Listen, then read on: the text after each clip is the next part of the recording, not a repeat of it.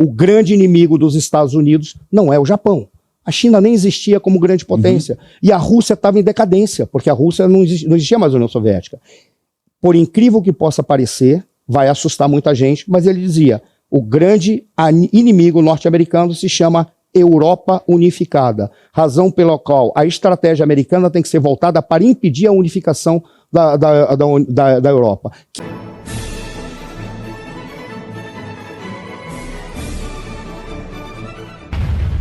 Por favor. Marcelo, tudo bem? Nas últimas vezes que o presidente Lula teve a oportunidade, ele fez uma defesa enfática do que ele pede como uma reforma de órgãos como as Nações Unidas, por exemplo, e reforçou um discurso de um mundo multipolarizado, né, para dar voz ao sul global. O próprio Nicolás Maduro, da última vez que ele veio ao Brasil, aqui uma das últimas vezes que ele veio ao Brasil, eu lembro de estar no Palácio Planalto e ele defender a multipolaridade como uma solução para os próximos anos em conflitos globais. Só que após o ataque dos Estados Unidos à Venezuela, a gente viu a volta de uma questão, de um debate sobre um mundo dividido em zonas de influência. O próprio Donald Trump, por exemplo, reforçou recentemente de que esse aqui, o hemisfério ocidental, é o hemisfério dos Estados Unidos. Eu queria perguntar se esse ataque à Venezuela, na sua opinião, representa a volta desse discurso de um mundo dividido entre três grandes potências, no caso, Estados Unidos, China e Rússia, e o fim do debate sobre a multipolaridade. Começa com quem? É interessante, né? Eu falo muito, então não quero... Quer que ele responda para o senhor? Não, te fez a pergunta, ele falou Marcelo, manda aí, começa. Eu me adapto, fica tranquilo, vamos lá. Vamos primeiro falar do Conselho de falar ONU e Conselho de Segurança. Há muitas críticas em relação à ONU. Eu, particularmente, sou defensor da existência de certos fóruns internacionais ou espaços para debates coletivos, mas que não representem uma governança ou um governo mundial. A função da ONU é exatamente fazer o que ela faz, primeira coisa. Aí, a ONU, quando você olha, ela tinha 6 órgãos principais, que na realidade um tornou-se inativo, mas pode ser recuperado, e o único importante realmente, porque representa aquilo que a ONU significou quando ela foi criada, é o Conselho de Segurança, porque a função é garantir a segurança internacional. Ao contrário do que as pessoas falam, 97,5% aproximadamente das demandas que são feitas ao Conselho de Segurança produzem resultado. Aqueles 3% que não produzem dizem respeito a afetar as grandes potências. E aí a gente faz a seguinte pergunta. Ora, esses 3% que não chegam a nenhuma conclusão, eles significam que a ONU está defendendo o erro? Não. Significa que não tem condição de chegar a uma conclusão mesmo. Por qual razão? Voltemos à ONU e ao Conselho de Segurança quando foi fundado. Ela espelhou um sistema internacional específico daquela época, que é um sistema internacional, um conjunto, vamos botar de uma maneira que não é só isso, mas vamos botar assim para ficar mais fácil. É um conjunto de estados que regulam as relações internacionais, mas ele é hierárquico. E, na realidade, quem faz as relações internacionais regula são os mais fortes. E os mais fortes são aqueles que têm poder. Ponto. Quando você olha e vê quais são os que têm poder, na época quando a ONU foi criada, ao contrário do que as pessoas falam, não havia só 2 grandes, havia 2 grandes potências, mas existiam mais países, havia pelo menos mais 2. A França foi colocada ali por pena, tá? Mas depois se tornou um grande país, um grande ator. Esses 5, eles representavam aqueles que coordenavam o mundo naquela época. Por isso que as decisões sobre segurança internacional poderiam ser barradas por eles. Toda vez que afetava o interesse de um deles, eles, eu veto. E aí, aqueles 3% de coisas que eles vetavam eram coisas que poderiam significar um abalo do mundo como um todo. Por isso que as pessoas dizem, a ONU não serve para nada. Aí veio a nova jogada. Nós queremos reformar o Conselho de Segurança da ONU. Eu sou contra. Tem que se manter esses 5. Por qual razão? Porque a resposta para reformar um conselho que decide sobre a paz e a guerra tem que definir quem manda no mundo. Quando morreu o sistema internacional da Guerra Fria, as pessoas não sabiam quem ia mandar no mundo. Tinham a certeza dos Estados Unidos, mas alguns outros países começavam a dizer, eu também quero mandar. Na época o Japão dizia, eu quero mandar. Era a maior economia depois da americana. As pessoas não sabiam se seria uma Europa unificada ou os países europeus. Um dos principais teóricos americanos, o Samuel Huntington, na época, escreveu um artigo que ele dizia, o grande inimigo dos Estados Unidos não é o Japão.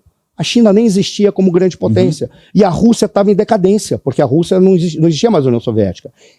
Por incrível que possa parecer, vai assustar muita gente, mas ele dizia, O grande inimigo norte-americano se chama Europa unificada, razão pela qual a estratégia americana tem que ser voltada para impedir a unificação da Europa. Que exista a União Europeia como um organismo internacional coordenando os europeus, mas eles não podem ter políticas comuns, em especial de defesa e política externa. O Huntington dizia isso. Por qual razão eu estou te falando isso? A gente não sabe, afinal de contas, quem passou a mandar no mundo. Hoje já se tem mais clareza. A China, a Rússia pode não mandar, mas ela é chata pra caramba. Estados Unidos, e nós temos alguns candidatos, como Índia, como talvez alguns europeus. Essa é a resposta que tem que ser dada. Para coordenar o mundo, a pergunta é: quem é o mais forte? É o mais poderoso. O que responde à pergunta? O que define o poder hoje? Essa é a pergunta que tem que ser resolvida. A China entendeu essa pergunta, por isso que ela começou a se espalhar. Os Estados Unidos não tinha entendido porque eles estavam deitados em berço esplêndido, parecia o Brasil, como sempre foi. E eles não estavam preocupados em responder essa pergunta que os chineses passaram a responder. Razão pela qual que quando você olha e diz: tem como reformar o Conselho de Segurança, que é uma das demandas que o Sua Excelência, o atual presidente desse Brasil, fala, de reformar? Não tem, porque você não sabe, afinal de contas, quem são aqueles que podem decidir se determinada ação vai desestabilizar o mundo como um todo. Você não tem ainda a resposta para isso. E aí veio a jogada daquilo que o Trump entendeu. O que o Trump entendeu, afinal de contas? Ele percebeu que os governos democratas nos Estados Unidos e a Europa, por culpa da União Europeia, eles enfraqueceram o Ocidente em valores, em tomadas de decisão, e eles, em função dos valores que ele cultiva, dentro dele o multiculturalismo, essas bobagens que são faladas aí, eles permitiram o avanço dos países que entenderam o processo internacional e passaram a se fortalecer, China em especial, ao ponto de o Ocidente se tornar o grande decadente. O que o Trump falou? A partir de agora, eu vou coordenar a reorganização do Ocidente. Essa é a razão pela qual ele quer a Groenlândia. Ele não vai mais permitir gente na Venezuela, porque Venezuela é geoestratégica e geoeconomicamente importante para os Estados Unidos.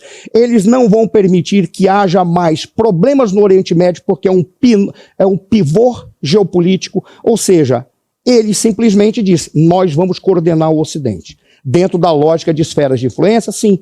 Mas dá para se aplicar hoje a esfera de influência, que é a pergunta que ele fez. Ele praticamente, a pergunta é o que está sendo explicado agora, que a ação do Trump está dizendo: vamos dividir o mundo entre 3 ou 4 potências só, e essas superpotências vão definir as ações nas suas áreas específicas, nas suas áreas circunvizinhas. Isso não é possível por uma razão simples. O Trump foi suficientemente inteligente para dizer: fundo de quintal da América, ninguém vai mexer mais. Por qual razão? Porque é geoestratégico. Geoestratégico é um país que tem um espaço e posição próximo do território americano, e geoestratégia significa lugar onde você pode botar tropa para ganhar uma guerra. Essa é a razão pela qual ele está querendo recuperar Cuba, não permite mais que a Venezuela caia, quer a Groenlândia. Aí vai dizer assim: então, nesse caso, ele vai permitir que a China tome conta de Taiwan. Nunca, porque zona de influência não é o país que é vizinho. Zona de influência é o conjunto de países que estão associados a uma grande potência, definida, entendendo o que é o poder nesse determinado momento, e dependem deles por alianças econômicas, políticas, militares, ideológicas, ou o que quer que seja, mas fazem parte do núcleo. Quando você olha para a Ásia, como é que ele vai permitir uma zona de influência chinesa na Ásia se tem pelo menos 3 potências econômicas relevantíssimas? Japão, Singapura e Coreia do Sul. Nunca. Ele não vai permitir que isso. Aí Taiwan é uma coisa à parte. E qual é a jogada que os Estados Unidos e o Trump especial fazem? Taiwan lembra uma brincadeira de um garoto que eu conheci, a avó dele fumava, o avô odiava fumo, e um dia o garoto quis dedurar a avó para o pai. A avó para o avô. Aí ele chegou, vô, a avó fuma. O que esse avô fez? Deu as costas, saiu andando e o garoto saiu atrás. Ele fez de conta que não ouvia. Por qual razão? Porque é importante você deixar determinadas coisas como está. A China brinca de que Taiwan é apenas uma província rebelde. O que os Estados Unidos fazem? Admitem a ideia de uma única China, mas não admitem que a China ocupe Taiwan.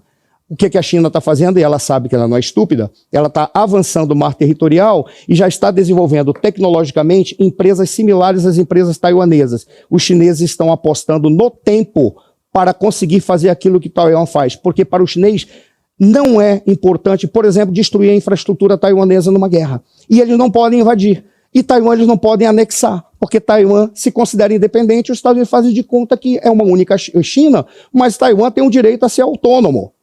Então deixa como está. Então está todo mundo fazendo de conta que deixa como está. E para o chinês é muito simples. O chinês ele trabalha da perspectiva e do fator tempo. Como é que isso significa? Eu encerro contando uma palestra que eu assisti de uma autoridade chinesa há quase 30 anos atrás. Fizeram 2 perguntas para eles. Vocês estão crescendo, mas vocês têm um problema de direitos humanos. Ele deu a resposta imediata. Meu filho, isso não é uma questão de direitos humanos, é uma questão de 5 mil anos de história. O que ele quis dizer com isso? Eles são pragmáticos e a preocupação deles não é direitos fundamentais, mas matar a fome do povo. Para isso, se for necessário, eles passam por cima de quem quer que seja. A segunda pergunta foi, tem medo de uma guerra nuclear? Ele disse não. Sabe por qual razão? Se tiver uma guerra nuclear, 70% da população mundial vai ser dizimada. Da Europa subirão, na época, sobrarão 30, 40 milhões, na América 60 milhões, na América do Sul provavelmente vão surgir alguns milhões, na China sobrarão quase 300, 400 milhões. Significa o quê? Nós colonizaremos o mundo. Ponto final. É interessante. Respondo rápido. É interessante, claro, Segredo. A ONU foi, quando criada em junho de 1945, a Conferência de São Francisco inaugura em outubro de 1945 e tinha objetivos. E na tua resposta da minha pergunta, vamos conseguir responder a quem nos perguntou se a ONU serve para alguma coisa. Manter a paz e a segurança. Está na carta fundadora da ONU. Prevenir conflitos e promover a paz mundial. Pá, sabe? Pé. Desenvolver relações amistosas. Pé. Cooperação internacional. Resolver problemas globais, econômicos, sociais, culturais e humanitários. Pé. Promover direitos humanos. É tudo que ela não faz. Pronto. Eu posso divergir? Ela não faz. Se o senhor conseguir... Não, a questão não é de conseguir ou não. O que se espera da ONU é que ela seja apenas um espaço em que você possa fazer o diálogo. E eu não quero que a ONU resolva esses problemas. Mas está na carta fundadora. Não interessa. Porque a preocupação... Então mude a carta fundadora. Não, sabe por qual razão? Aí eu vou ter que ser extremamente duro no que eu vou falar. Sabe por qual razão? Vamos lá. A carta fundadora é preservar a segurança internacional. Aí é o problema, e eu vou ser muito duro no que eu vou falar aqui. Ver tanta gente falando de relações internacionais sem saber nada de relações internacionais. Você é duro. Tá? Porque não estuda as teorias das relações internacionais, a evolução histórica das relações internacionais. Esse que é o grande problema. Quando você fala da lógica do sistema, por que o sistema morre? Porque gera uma coisa chamada guerra geral. Guerra geral não é guerra total. Guerra total é quando se envolve toda a sociedade para um país entrar em guerra com o outro. Guerra geral é quando envolve os grandes atores do sistema ao ponto de produzir que essa guerra se torne uma guerra genérica envolvendo todos. E por que envolve todos? Porque se envolve os grandes do sistema, vai envolver todos aqueles que estão vinculados a esses grandes, porque eles vão ter que dar associação a esses grandes. Essa é a grande questão. O que a ONU fez desde que ela foi fundada até agora? Impediu a guerra geral. Por isso ela cumpriu a função dela. Se ela é competente ou não, aí vem o eu, que trabalhei com relações internacionais durante muito tempo e digo, eu não quero que ela seja competente para resolver problemas minúsculos. A única coisa que ela tem que ser competente é exatamente impedir uma guerra geral. E quando que ela impede a guerra geral? Quando vai todo mundo falar bobagem lá no Conselho de Segurança e vetar as decisões que poderiam ser tomadas. O que está acontecendo agora, que foi algo que o Trump resolveu, ele colocou em xeque 2 questões que são valores fundamentais para a humanidade nesse momento, que são conceitos que se desenvolveram e acabaram trazendo para todos a lógica de como é que você trabalha com isso. A ideia da autodeterminação dos povos e a ideia da defesa dos direitos humanos. O que o Trump fez? O Trump disse, não tem como você pensar uma autodeterminação dos povos quando um governo ilegítimo tiraniza o seu povo e ele não vai invadir porque tiraniza o seu povo, porque tem vários países que estão tiranizando o seu povo. Quando que ele vai intervir? Quando aquele país ele pode significar um desbalanceamento regional ao ponto de afetar o mundo como um todo, podendo gerar uma guerra nuclear ou uma guerra geral. Essa é a questão. Eu vou conseguir concordar com os dois, quer ver? Essa é a questão. Relações internacionais têm a ver com política. É isso. Direito internacional, na verdade, os direitos humanos, é aquilo que eles pregam como sendo direito internacional. Então, você mistura tudo, porque eu não vou entregar porcaria nenhuma mesmo, não importa, porque ninguém entende, então deixa que a gente continua conversando num grande clube, que é o que o senhor falou, é um grande clube de poderosos que vão decidir o futuro da humanidade, ponto. Detalhe é que você tem que entender essa lógica da guerra geral para dizer assim, não há problema se houver guerras localizadas. Como assim, Suano? Mas Você é um então cara... não vai lá no Conselho da ONU e falar mal dos Estados Unidos que está tentando recuperar... Mas faz parte disso. Tudo bem, eu entendi. Faz parte dentro da lógica, você está entendendo? Faz parte da lógica política. É muito melhor que ao invés de ir no Conselho de Segurança e ficar esperando que o Conselho de Segurança não chegue a lugar nenhum. Brasileiro, então. Né? Não é brasileiro, cara. A questão é da lógica. E aí, essa é a razão pela qual... Mas essa é a lógica, é a razão pela qual eu sou muito crítico. E nesse momento, as pessoas dizem, você está sendo petulante. Não é questão de ser petulante, cara. É a questão que relações internacionais ela não se resume a apenas aquilo que diz respeito às decisões políticas individuais. E relações internacionais, por exemplo, não são geopolítica. Geopolítica é uma coisa. E as pessoas cometem, por exemplo, o equívoco de sempre utilizar a geopolítica como sinônimo de política internacional. Não, é verdade. É coisa completamente diferente. Sim. E Quantas perguntas temos? Quantas perguntas faltam? A gente, na verdade, vai responder as que der dentro do tempo. Nós temos mais praticamente 30 minutos. Vamos rodar a terceira, Alemão? E você aí já está preparado para ter todos os argumentos para dizer que Marx não foi um cara legal, para dizer que o comunismo não é um lugar para diversidade, para desmontar essa grande fake news histórica da esquerda, que é repetida por nossos professores de história, de geografia, de sociologia, que é repetida nas universidades, que é repetida nos livros. Está preparado para dizer por que Marx não era um cara legal e por que todo marxista raiz também não é, e por que o comunismo é terrível? Você já leu Nos Anais de Marx? Pois é, aqui nesse livro você vai encontrar tudo o que você precisa saber para responder aquele sabichão que diz que Marx é um cara legal. Pois não é. Leia agora Nos Anais de Marx, a trolha do comunismo transviado para encaçapar idiotes. À venda em todas as livrarias do Brasil, pelo site ou nas lojas físicas. Não deixe de ler.